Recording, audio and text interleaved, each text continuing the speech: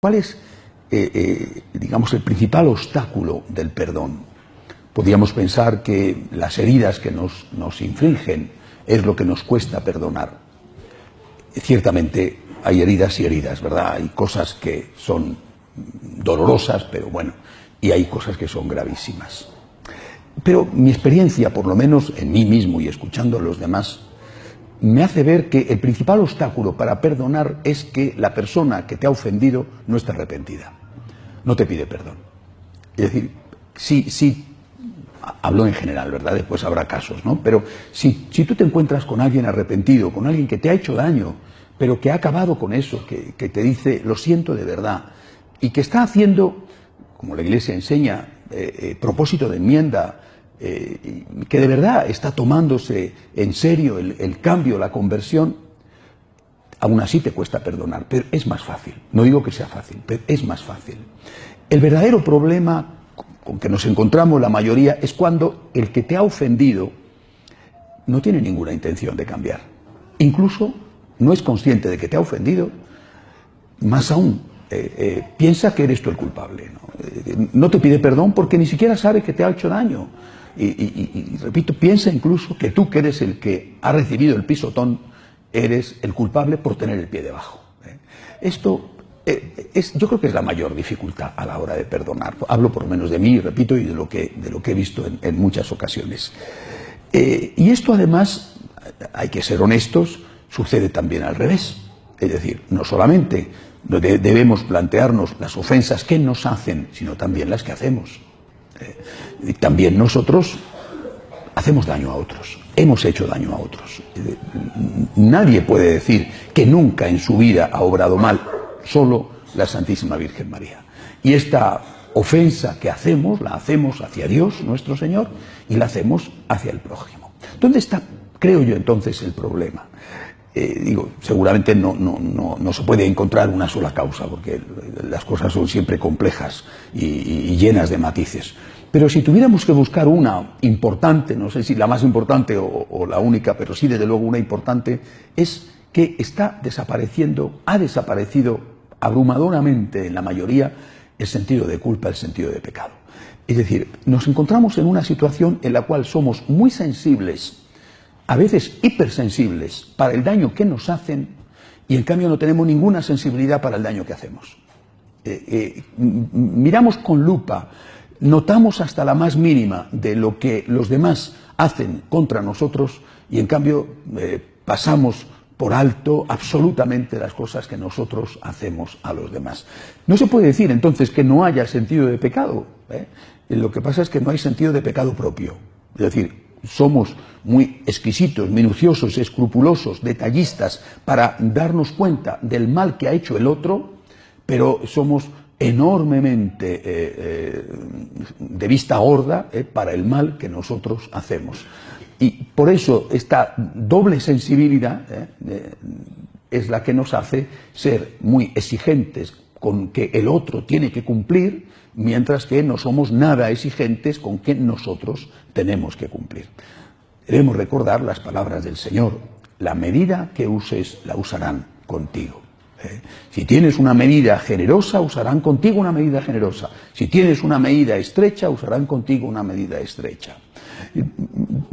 Yo creo que lo que debemos hacer es, sabiendo dónde está el problema, intentar hacerle frente cambiando la situación. Es decir, aumentemos la mirada crítica hacia nosotros mismos y intentemos comprender, no digo justificar, pero al menos sí excusar, entender las actitudes y los comportamientos de los demás. Para aumentar esa mirada crítica sobre nosotros, es decir, el mal que nosotros hacemos, es imprescindible tener formación. Ahí es donde nos encontramos ya con un problema serio. Hay muy poca formación. Hay muy poca formación moral en el aspecto sexual, pero también hay muy poca formación moral en el aspecto político, en el aspecto económico. Yo creo que en casi todos los órdenes de la vida, exquisitos a la hora de darnos cuenta de lo que el otro hace y demasiado benevolentes a la hora de darnos cuenta de lo que nosotros hacemos. Necesitamos formación. Necesitamos saber exactamente qué es lo que estamos haciendo mal. Y no sería tan difícil si nosotros consideráramos que eso que hacemos nos lo hacen a nosotros. ¿A ti te gustaría? Bastaría con eso. ¿A ti te gustaría? ¿A ti te gustaría que tu comportamiento lo tuvieran contigo? Cuando algunos dicen que el mal no existe o que cada uno tiene que actuar según su conciencia, en fin, que el pecado lo debe decidir cada uno, todas estas cosas, yo siempre pregunto, qué curioso que esto lo dicen cuando están intentando justificarse a sí mismos, pero no dicen lo mismo cuando son los demás los que están haciéndole eso mismo para ellos. No pasa nada si robas, pero que no te roben a ti. No pasa nada si engañas en el matrimonio, pero que no te engañen a ti. No pasa nada si calumnias, pero que no te calumnien a ti. No pasa nada si en el trabajo metes la mano en el cajón y te llevas algo que no es tuyo, pero que tú eres el dueño de la empresa, ya verás con qué cuidado intentas que no te lo hagan a ti. Sí, bastaría con que aplicáramos esta norma. La medida que use la usarán contigo. Es decir, cuando tú te comportas que te parece que no tiene tanta importancia, que no es para tanto, que hay que ver cómo te pones por una niñería, que estás exagerando, que estás dramatizando, que eres demasiado sensible, vale, de acuerdo, que puede ser, pero ahora vamos a ver si eso te lo hicieran a ti. ¿No sería que te dirían a ti, eres demasiado sensible y te pones como una fiera por una bobada? Pues a lo mejor no, ¿verdad? Pues la misma medida la tienes que aplicar con los demás. Muchas veces me he encontrado con personas que, incluso cuando vienen a confesarse, se dedican a justificarse a sí mismos, ¿no? Es que esta circunstancia, es que aquello, es que lo otro. Bien, las circunstancias ciertamente existen y son muchas veces atenuantes, otras veces son agravantes. Bueno, pero al final, cuando empiezas a justificarte, es para quitar todo concepto de culpa, para quedarte con la conciencia tranquila sin tener que pedir perdón. Y si no pides perdón, no te van a perdonar. Y si no pides perdón, si no eres consciente de que has hecho mal, no vas a cambiar.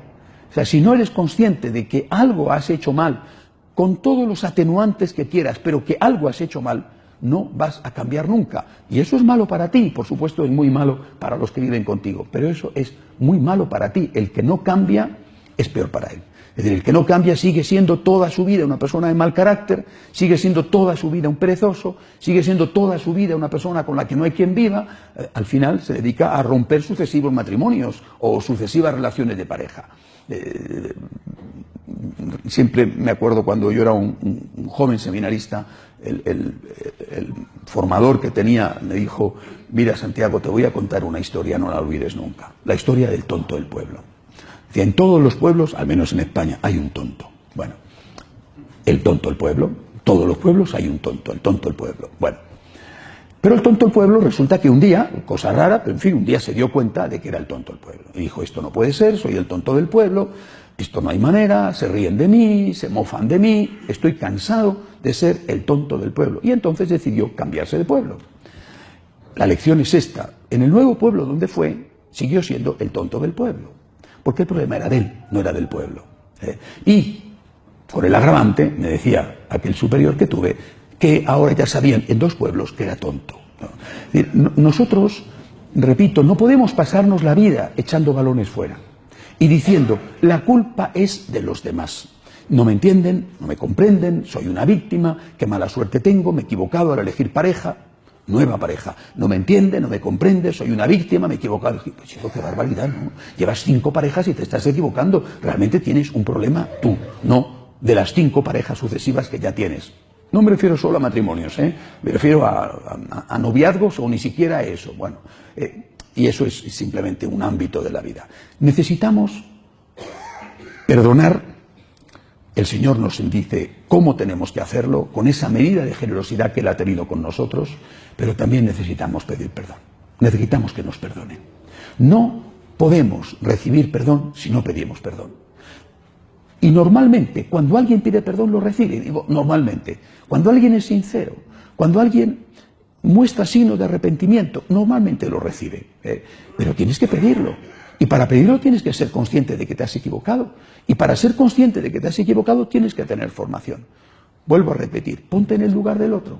Si eso que tú estás haciendo lo hicieran contigo, ¿qué te parecería? ¿No es grave? ¿Es poco grave? ¿Es muy grave? Lo que tú estás haciendo o lo que tú has hecho, si te lo hicieran a ti, ¿cómo lo valorarías? Al final, de verdad, quien tiene que decidir la fuerza del pisotón es el que tiene el pie debajo. Él es la víctima, ese es el que tiene que decidirlo. Y el otro dice, hombre, que no es para tanto. Dice, no es para tanto, pero espera, vamos a ver, pon tú el pie y yo te piso, a ver si es para tanto o no es para tanto. Es decir, la medida que usemos la usarán con nosotros y nos conviene a todos ponernos en el lugar de los demás, entre otras cosas, para poder recibir un perdón que necesitamos. De pie.